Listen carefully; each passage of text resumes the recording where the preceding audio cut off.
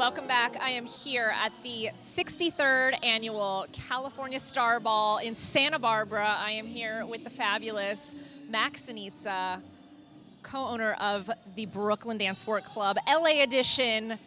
Welcome to Santa Barbara. Thank you. And the 63rd, when you said that, this is the oldest competition still running in the United States. Can you believe that? David and I were just talking about it. 3 years ago. How incredible is that? So kudos to the organizers.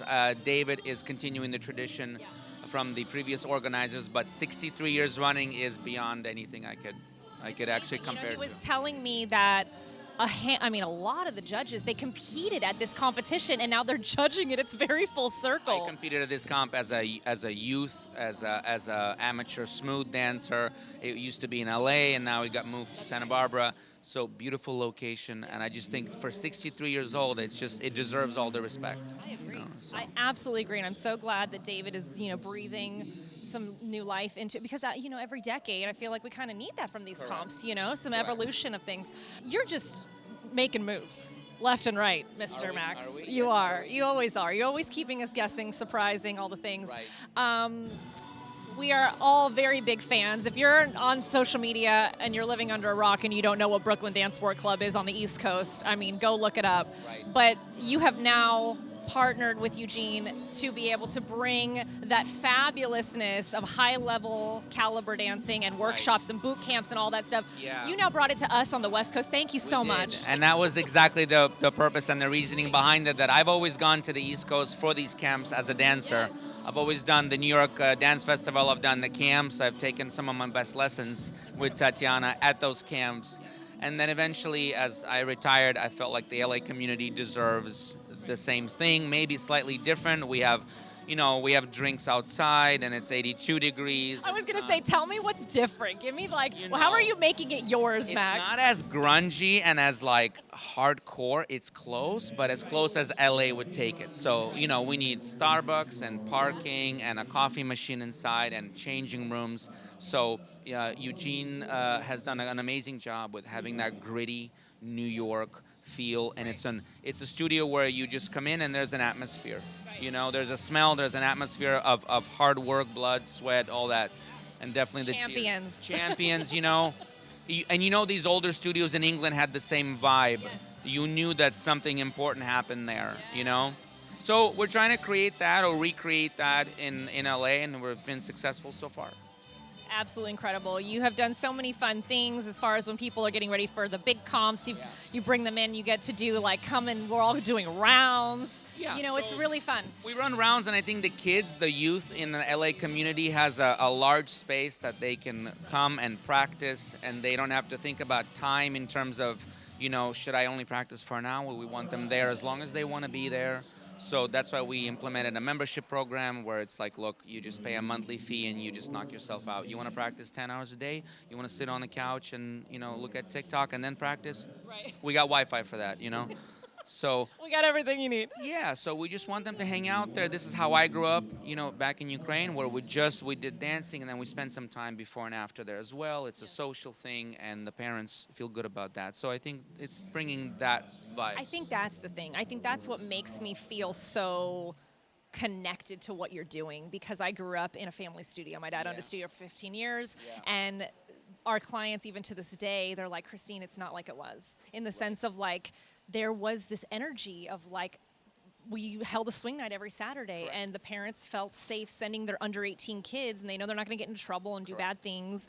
And like you said, we have all of these, it's a family atmosphere. And I think that's what's so great in our dance community. We have that in pockets of places, but it's so nice to have that when you leave the competition. Correct. I think, Correct. I think it's sort of a space where people can develop, whether it is maybe grab on some new relationships, or maybe it is the dancing.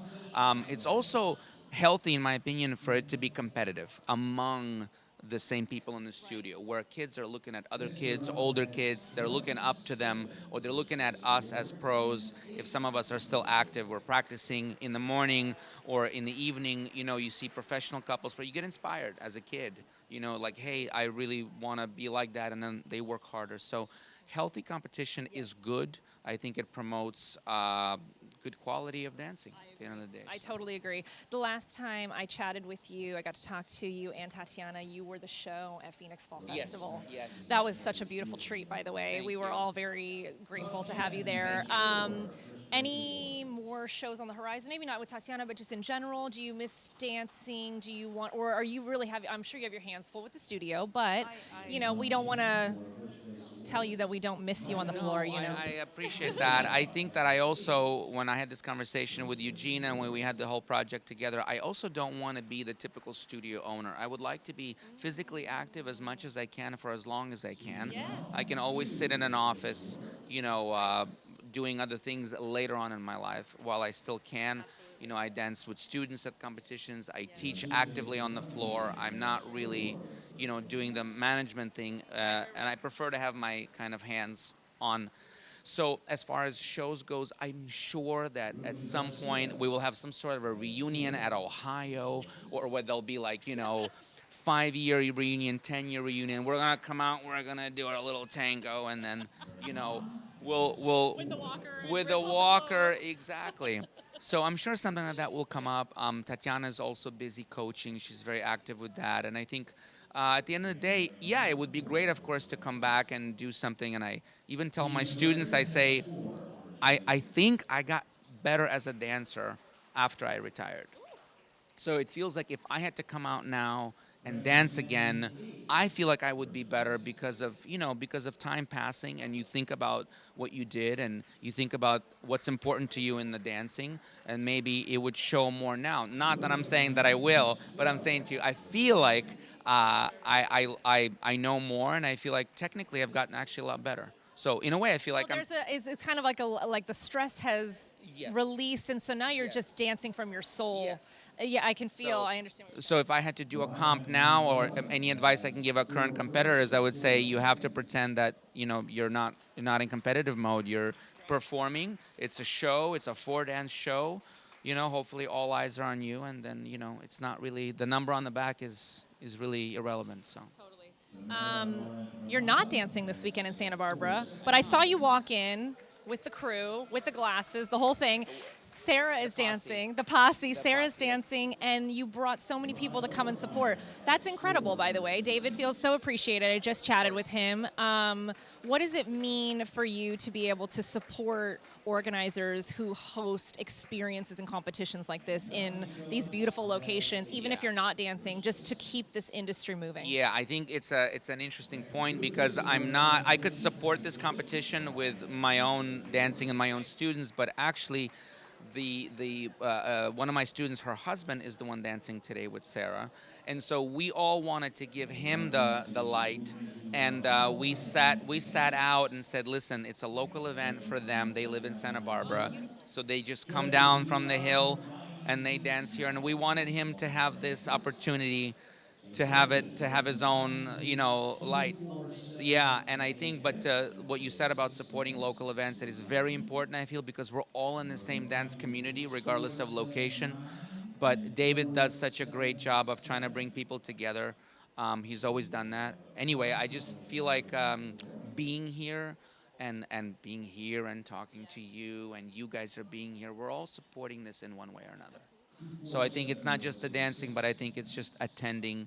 I think this is important. Well, that's the thing. It's more than dancing. And I think that's what the newer generation of organizers, studio owners, professional instructors, that's what we're trying to do, especially us with the media. We want to showcase that we're all here to create this experience. We want you to come. We want you to feel special. We want you to feel supported. Correct. And it's not just, oh, great, you did a great job on the floor. You got your medal and you take a photo in front of the banner and you're gone. It's like, no, let's go rent a bike outside. Let's go down by the pier. Let's go hang out. Let's go have lunch. Let's go, and that's very important. Let's do an interview. Those are all parts of, I think, the new way of experiencing a competition. Right. I don't want to finish without mentioning your co-owners. Yes. Because, you're here representing. Correct. We've got the beautiful Sarah, who I'm a huge fan of. She knows that already, on the floor, and her fiance. Yes, Nikolai Tarasov and Sarah Nolan are a big part of Brooklyn Dancesport Club at LA Edition. We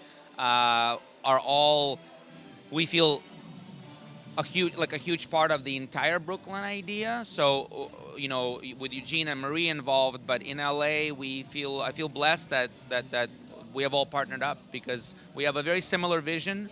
We do things with a lot of humor. We have to just laugh at ourselves if we have errors, and we just kind of go along that way. It's serious to a point, but at the end of the day, this is ballroom dancing. We dance for a living, guys. Come on. We're not curing incurable diseases here. We're having a good time, yeah. So anyway, I feel like we're all on the same page, and I think they're a great couple. They're great ambassadors. They're doing an amazing job in their professional Latin career. Obviously, everything they know, I taught them in Latin. So not most people know that, but every skill comes from the true, smooth master. So. I love it. You guys must have just a ball at the studio. I just think I can only imagine the atmosphere in there.